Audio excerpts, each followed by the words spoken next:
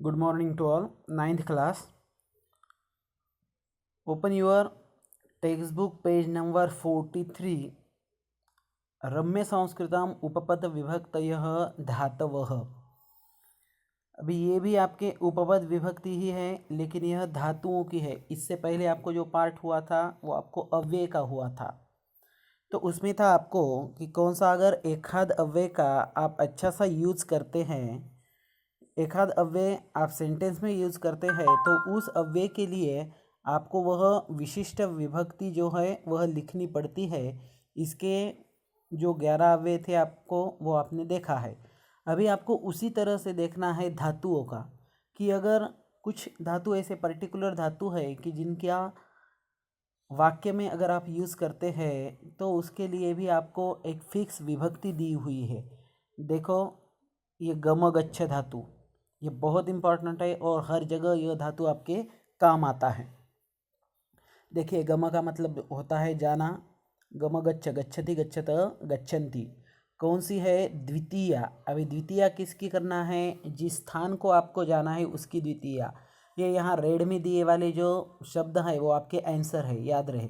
तो पांडवाः हस्तिनापुरम आगच्छन्, पांडव हस्तिनापुर को आ गए। अभी गमगच्छ धातु है, अगच्छन् भूतकाल वाचक क्रियापद है, प्रथम पुरुष बहुवचन, उसके जगह आप वर्तमान काल भी ले सकते हैं, गच्छन्ति। पांडवाः हस्तिनापुरम गच्छन्ति, पांडवाः हस्तिनापुरम अगच्छन्।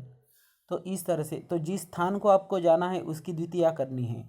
अभी जैसे दूसरा एग्जाम्पल देता हूँ, छात्रः पाठशालां गच्छति, जहाँ जाना है आपको उस स्थान की, पाठशाला में जाना है तो पाठशालां द्वितीया। अभी उसको घर जाना है तो गृहं द्वितीया। छात्रः गृहं गच्छति। उद्यान में जाना है तो छात्रः उद्यानं गच्छति, युवकः उद्यानं गच्छति। इस तरह से तो याद रहे, फिक्स रहे। गमगच्छ धातु बहुत इंपॉर्टेंट है, हर जगह आपको यह धातु काम आता है।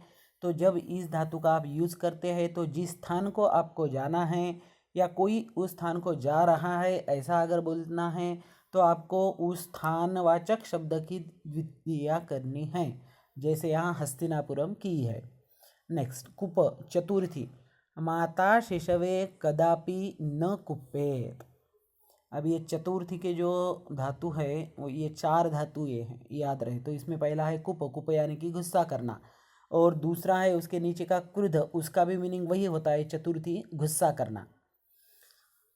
तो जब इसका आप यूज़ करते हैं सेंटेंस में, तो जिसके ऊपर आपको गुस्सा करना है उसकी चतुर्थी विभक्ति करना है।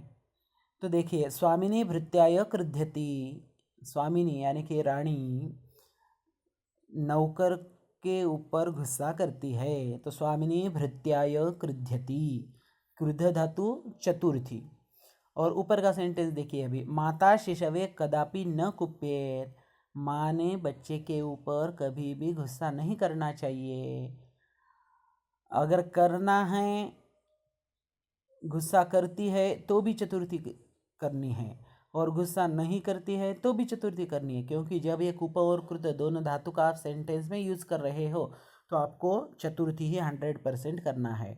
हाँ, अगर क्रियापद का मीनिंग चेंज करना है तो उसके पहले न लगा दीजिए। ये देखो, न कुप्पेत यहाँ आपको दिया है, न कुप्पेत यानी कि नहीं, उन्होंने गुस्सा नहीं करना चाहिए। इस तरह से स्वामिनी भृत्याय क्रुध्यति, स्वामिनी सेवक के ऊपर गुस्सा करती है, स्वामिनी भृत्याय न क्रुध्यति निगेटिव हो जाएगा, न लगाएंगे तो इस तरह से। लेकिन याद रहे, ये दोनों भी धातु कुप और क्रुद्ध एक ही अर्थ में हैं, और ये दोनों की भी चतुर्थी ही चाहिए। उसका अर्थ होता है गुस्सा करना। नेक्स्ट, दा यच्छ, चतुर्थी। दा यच्छ का मीनिंग होता है देना। शिष्याः गुरवे दक्षिणां यच्छन्तु, शिष्यों ने गुरु के लिए दक्षिणा देनी चाहिए, या गुरु के लिए दक्षिणा दे। तो यच्छन्तु ये आज्ञार्थ है, यहाँ दा यच्छ धातु है कि जिसको देना है उसकी चतुर्थी। अब यहाँ गुरु को देना है तो गुरवे, अगर शिक्षक आता है तो शिक्षकाय। तो जो भी है, जिस किसी को आपको जो भी चीज़ देना है तो जिसको देना है उसकी चतुर्थी। जैसे राजा याचकाय वित्तम ददाति, राजा याचकाय, वो जो भिखारी आया उस भिखारी को वित्तम यानी कि पैसे, यच्छति मीन्स देता है। आप लकार कौन सा भी यूज कर सकते हैं, आपके मन के ऊपर डिपेंड है वो, आज्ञार्थ, विद्यार्थ, भूतकाल या वर्तमान का। लेकिन ज़्यादातर आपको जो है ये बुक में दिए वाले सेंटेंस थोड़े से अच्छी तरह से देख लीजिए। अदरवाइज अगर आप खुद के मन से सेंटेंस कर रहे हैं तो आप प्रेजेंट टेंस का ही यूज करें, ताकि आपका सेंटेंस गलत ना हो जाए। नेक्स्ट देखते हैं कथ, चतुर्थी। कथ का मीनिंग होता है कहना। अप्सरसौ देवेंद्राय वृत्तायम अकथयताम, दो अप्सराओं ने देवेंद्र को वृत्तांत बता दिया। अकथयताम ये भूतकाल है।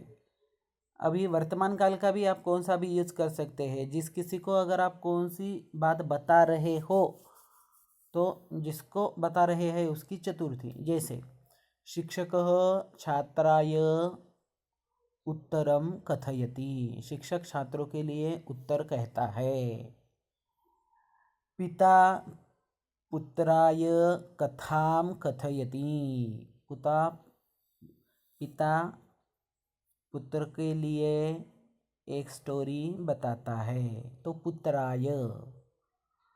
तो जिसको बताना है उसकी चतुर्थी। जैसे देवेंद्राय, देवेंद्र को बताना है तो देवेंद्राय चतुर्थी हो गई। तो इसी तरह से दूसरा, योगेशः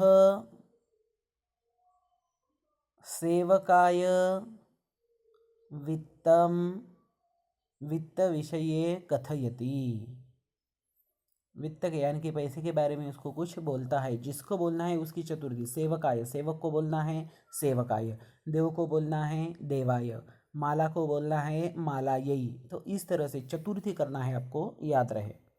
नेक्स्ट रक्ष, पंचमी। कृष्णः संकटाद आपदः गोपालान रक्षति, कृष्णः संकटात जिससे रक्षण करना है उसकी पंचमी।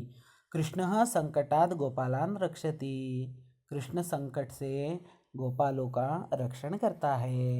ये आपद शब्द है मेन, तकारांत स्त्रीलिंग। अभी आपको सेकंड टर्म में आएंगे वो सेंटेंस, वो टेबल जो है सेकंड टर्म में आएंगे, तो देखेंगे आने के बाद उसको। तो कृष्ण संकटाद गोपालान रक्षति, तो याद रहे। अभी इसके जैसे दूसरे क्या है, माता बालकाय जलात रक्षति, माता बच्चे की जल से रक्षा करती है। माता बालकाय श्वानात रक्षति, भ्राता शिशवे शुनकात रक्षति। तो जिससे आपको रक्षण करना है उस चीज की पंचमी करना है, याद रहे। फिर से एक बार, इम्पॉर्टेंट धातु गमगच्छ, जिस स्थान को जाना है उसकी द्वितीया। कुपकृत, दोनों भी एक ही अर्थ में, जिसके ऊपर गुस्सा कर रहे हैं उसकी चतुर्थी। दायच्छ, चतुर्थी मीनिंग होता है देना, जिसको देना है उसकी चतुर्थी। कथ, कहना, जिसको आप कह रहे हैं उसकी चतुर्थी। और रक्ष, पंचमी, जिससे रक्षण कर रहे हो उस चीज की आपको पंचमी करना है। तो देखिए ये 6 धातु अच्छी तरह से समझ लीजिए। अगर इसमें कुछ डाउट है तो आप मुझे कॉल कीजिए। थैंक्स, धन्यवाद।